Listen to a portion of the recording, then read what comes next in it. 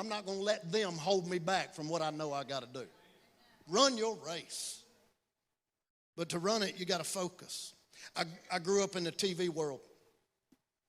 You know, I was little when my dad first got on TV. Joe Johns came into the church over on 43, came down to my dad, and he said, I want to put you on TV. And my dad was like, okay.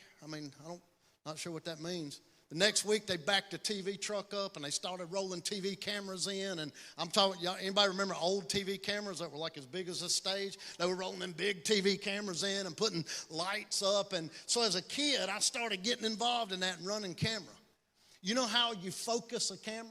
Now, I know now we got all this autofocus stuff. We didn't have it back then. And your spiritual life don't have autofocus, by the way.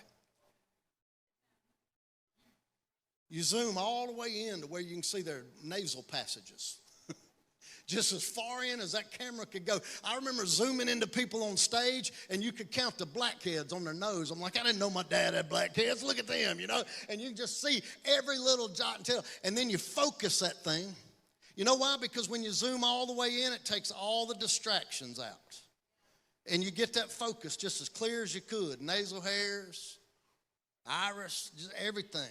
You get that focus, and then when you zoom back out, even though you got all the distractions around, what you need to focus on is in focus.